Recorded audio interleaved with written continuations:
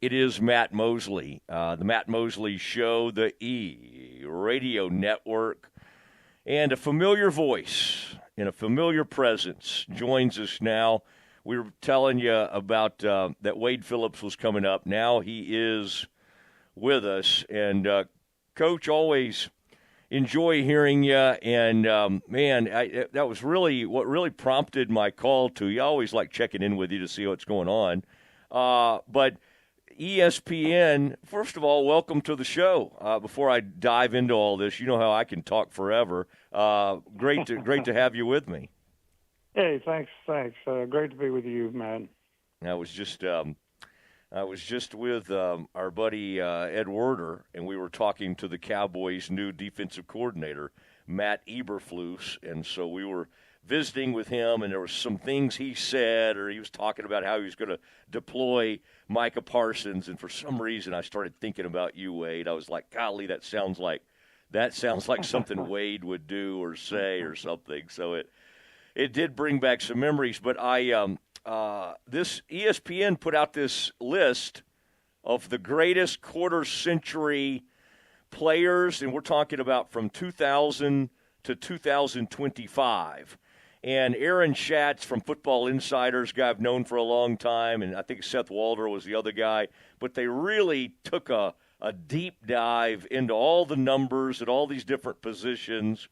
And then they also put the coaching staff together. So no shock that Bill Belichick, who most consider the greatest of all time, was the head coach. Well, lo and behold, the defensive coordinator on this all-quarter-century team was none other than Wade Phillips, who's had an incredible run.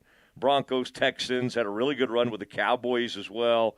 And so, and again, you go back to the Bills, but we're kind of sticking here in the 2000 to 2025.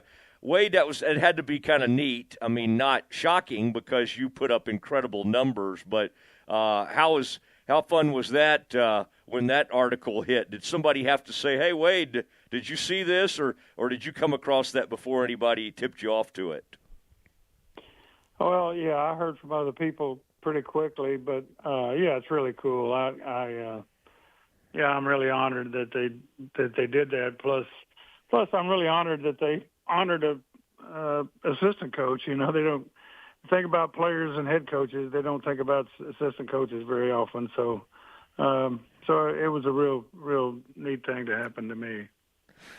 You know, the methodology they use were, a lot of different things for the players. For the coaches, I would think you'd go back to all those different numbers and rankings throughout the years. And then, Wade, I was looking back just to kind of look because I wanted to see, okay, what did Wade do over all these years? And I had noticed, and I think you've seen it too, PFF, who grade a lot of things and put things together, and they do their rankings. I mean, it was kind of remarkable.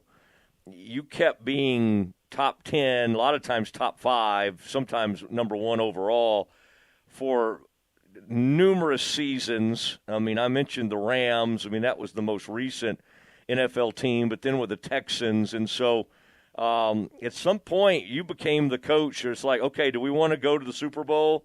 Well, we better go get Wade to coach for us. But I mean, those I guess other than the easy answer of, well, great players. I mean, you've always given the players a ton of the credit, but what do you attribute just that level of consistency where it was almost like for however many straight seasons, it felt like 15 to 20 almost consecutive seasons, you were hanging around the top 5 every year. What do you feel like's the common denominator through all those seasons? Well, besides great players, and I think you said it a little bit, talking about Eberflus. So I think you try to get your best players in position to make more plays. You know, it's not all X's and O's. It's about the players and what they can do. And some people's system doesn't fit. I mean, the system is over the player, and that's the wrong way to do it. It's the player what players you have and what they can do, and try to utilize that. So that's been my philosophy for a long, long time, and that's helped in that. Certainly, being at the right place at the right time, and if you're in it long enough, they got to give you something. So, so 42 years in the NFL, they tried to throw me a bone, so I appreciate it. Wade Phillips on the Mat Mosley show, the E Radio Network, and I mean it was interesting, and I do think also, boy, your wisdom to some of these young coach. I mean, you've really been with. It's just been interesting, all the different head coaches that you've been with, including your dad, kind of starting out your NFL career, and isn't it interesting, Wade, because like you've always been kind of young at heart, and a little bit because I think your dad was so famous. I don't know, you always seemed, I think in your mind and even to us, you seemed like a really young guy. Was it kind of funny, a little bit interesting going from, because you started out with the Oilers at such an extremely young age, suddenly you became the elder statesman. Do you remember like when that happened? Was that like when you kind of looked up and you're like, well, I'm the adult in the room kind of thing? Was that with the like with the Broncos where you kind of started realizing I'm maybe outlasting a lot of my peers in this profession? Yeah, I think so. I mean, the Broncos, I was in my 60s already, later 60s. So, yeah, that then for sure. But, I've been the oldest head coach now in this new league, but the oldest head coach in the professional football. So, yeah, but it gets there with everybody, Matt. So just be aware. It sneaks up on you, but you fought it as well as anybody because you've stayed close to the game, and the players love you and swear by you. When I was kind of looking back over these past 25 years, Wade, I was looking back at. I mean, I think that probably your best defense, statistically at least, might be that 2015 Broncos team. Some of your guys are still in the league. Von Miller was a guy from the Metroplex that, I mean, that's got to be something that's fun to look back over your career because you go from, you get DeMarcus Ware. He's drafted in, I think, 2005. So your first season with him is 2007. And then you end up with Vaughn. I mean, you get these young, unbelievable players. And I'm even thinking before that, I mean, you had the rare thing, didn't you? Would you have crossed over? I'm just thinking with all the players in 05 that came out of that draft, because with the Cowboys, it was like Merriman and Ware. It was like, who do you take? The Cowboys end up taking Ware. You obviously know both of those players. What do you remember, like, the very first moments working with DeMarcus Ware? Was he one of those guys you immediately thought, okay, this guy could be extremely special? What was your first order of business when it came to working with him and kind of helping him along what became a Hall of Fame career? Well, yeah, with DeMarcus, obviously he was a great, it looked like he was going to be a great player when I got there. And and actually the year before, the defense they were playing, they found out if you split a guy out on his side that DeMarcus had to drop instead of rush. So half the time, especially the last half of the year, he wasn't rushing. He ended up dropping. So we changed all that when we came in, and the best thing he does is rush the passer and stop you from throwing it. And so we made sure that anytime they put a guy out weak side, we just adjusted with the secondary and made sure he was still rushing. So that was part of it, just, getting him more involved every play, and especially in the passing game, because he was dominant in the run anyway. So, that was part of it. But it's the same thing. It's just utilizing what they can do. and making sure that they can't take you out of it. All right, and then as you were talking about, you utilize the players you have. When you get to, and there's one guy that played at Richardson-Berkner that comes to mind, but when you get to the Broncos and you got a whole different level, you got a whole different group of personnel, and you got to do some things probably differently with. But what was it about that team? I mean, I even remember, in recent years when I think Chris Harris retired or something, and thinking about him playing for you and making huge plays. What was it about that defense that really? What was the signature? Because again, that 2015 season, and then even beyond that, I think 2016. Y'all might have been the number 2 overall rated defense. It just what was it that made that defense so outstanding and maybe one of the best you ever coached? Well, obviously great players, like you said. The secondary, you could do anything with them, but especially you could play man-to-man with Talib and Chris Harris. You could play man-to-man with the corners. So, passing-wise, the lowest percentage is being able to play man-to-man, but a lot of teams can't do that or can't do it well enough. So we were able to fit that in with all our zone coverages, and having bringing DeMarcus in along with Von Miller gave you a great rush outside, from both sides every play. And so, yeah, that team led the league in, I believe, 11 categories going into the playoffs. So, I mean, a lot of people didn't realize it. But then, we beat Roethlisberger, Brady, and of course, Cam Newton in the Super Bowl. Yeah. 3 great quarterbacks that were doing great. We held all of them to 12%. I think it was 12% on third downs, all 3 of them. So, besides having 7 sacks in the Super Bowl and of course, Vaughn scoring a touchdown and us getting a fumble on the 7-yard line to help win the game. So, that was a tremendous team. I've had some great teams, and sometimes they didn't make it. You said the Texans, but Texans, we were right there and had an opportunity. We had an opportunity with the Cowboys too. We had some great defenses there. Buffalo, we were number 1 in the league. So, but most of the time, I've been lucky going in that we kind of turned it around. So. I think 7 times in a row as a defensive coordinator and 3 times as a head coach, I came in and we went to playoffs the first year. So, so you have to have a system that fits the players more so and is player friendly.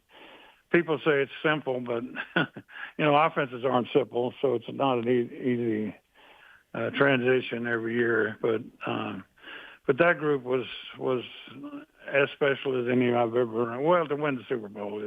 I had some teams that could have won the Super Bowl and were in the Super Bowl, gave up 13 points to Tom Brady and didn't win. So, it's a hard thing to do, and I'm really lucky that we had that group. Yeah, you kind of did your job, as I recall, in that Rams game. I mean, your side held up well, and but I mean, again, for a young guy that was getting going, Sean McVay, I don't know. Hopefully, he understands that now. He's probably maybe he's turned 40 by now, but I just cannot imagine having a better resource earlier in his career as a head coach than having Wade Phillips with him. Wade Phillips is on the Mat Mosley Show, the E-Radio Network. I heard you mentioned Cam, and I heard him the other day say, well, you hear these pronouncements on all these opinion-type shows. If Dak Prescott doesn't make it to the NFC title game this year, the Cowboys need to move on from him. Well, first of all, now he's making $60 million a year. It's not that easy to move on from folks, and the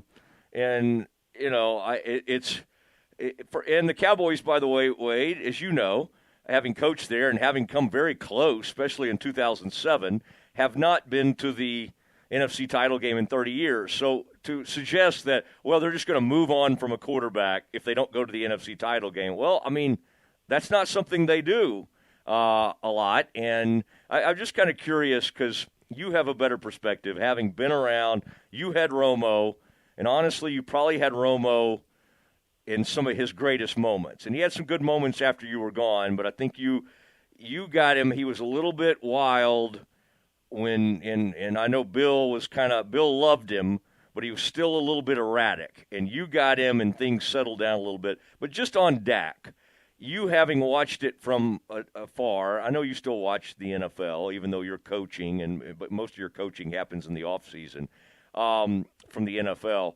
What is your thought process on Dak, and do you still think he might eventually get this thing done for the Cowboys? Yeah, expectations are so high every year, and for the Cowboys, and rightly or wrongly, I don't know. You get so much publicity being with the Cowboys that there's high expectations, and yeah, it's the same thing when I went there. They hadn't won a playoff game since 1996, I think. But they expected Super Bowl there, which everybody wants, and I want that too when I'm coaching. But it's hard to do.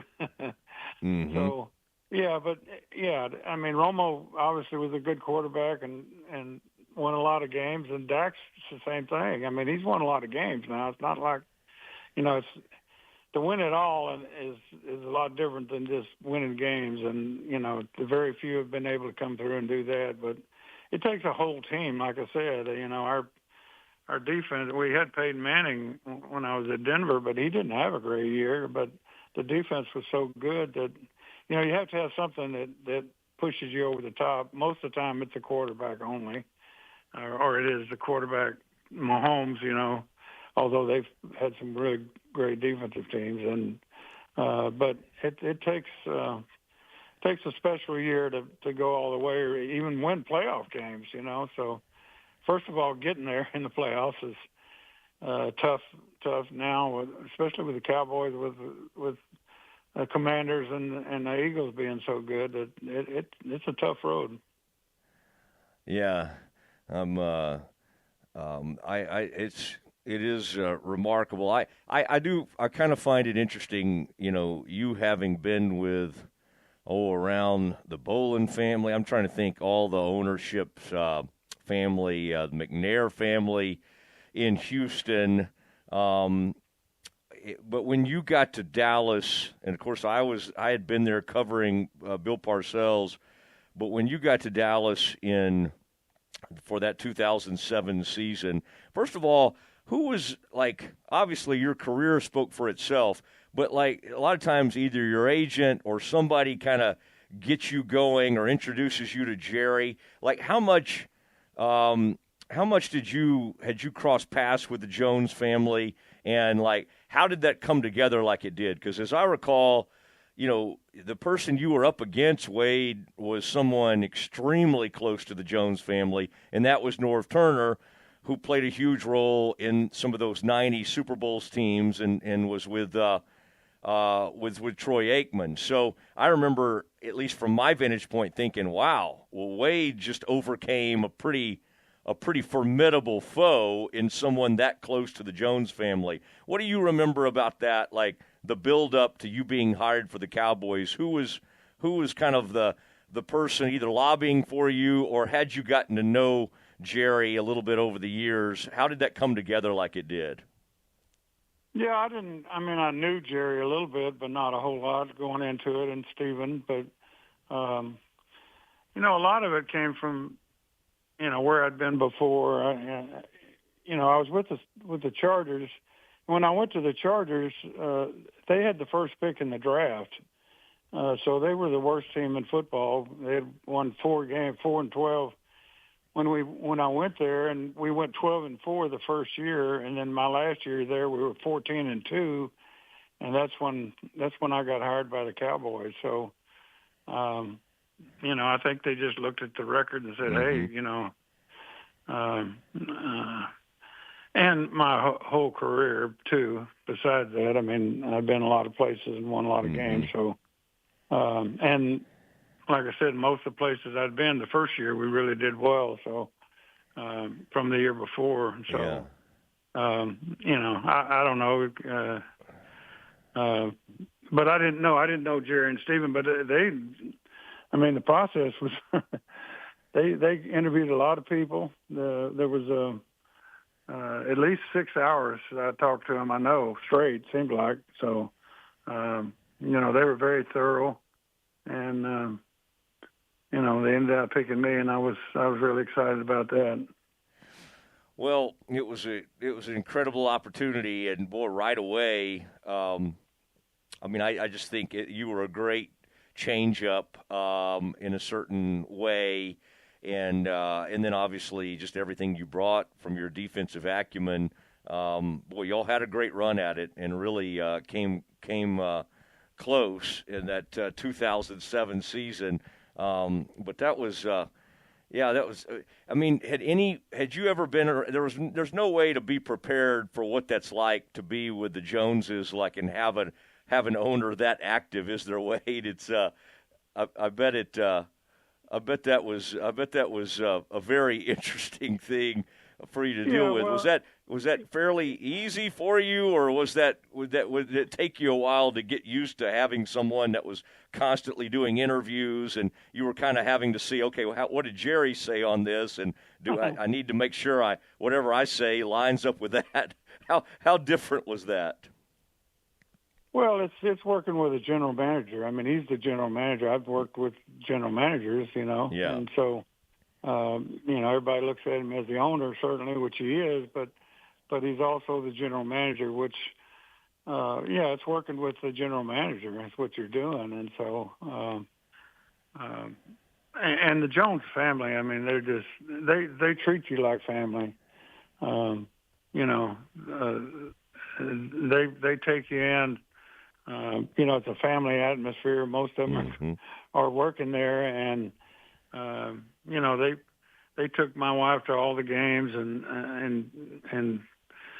I can't say enough about how they treat you there. So it was an honor to be there, and it was a great place to coach. I wish I could have got it done overall, but like you say, that first year, we beat the Giants twice in the regular season. And then barely lost to them in the playoffs, and of course they won the Super Bowl. So that's how close you are sometimes. Yeah, well, you'll be interested to know. And I meant to text you this because I raised my eyebrows at the time he said it. Jerry, during a really down part of last season, which there were several, somehow your name came up, and he said. And he looks at, how he locks in on certain people, and he's talking to a group, and he kind of locks in on me, and he said, one of my biggest regrets of my career was firing Wade Phillips. And I thought to myself, well, Wade would probably like to hear this. I should maybe share this with Wade, because I'd heard him say it about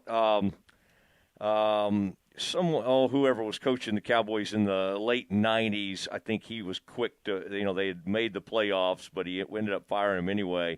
But I had not heard him say that before, Wade, so I bet that's interesting for you to hear, is that, and again, coaches, know about this, and they know about getting fired, but that's one of Jerry's biggest regrets in his career, Wade. I didn't know if that ever trickled back to you, that Jerry had said that. Yeah, I heard that, and I was, I always appreciated coaching for Jerry, and the great thing about Jerry now, as a general manager, he listened. It wasn't like, he's this tyrant.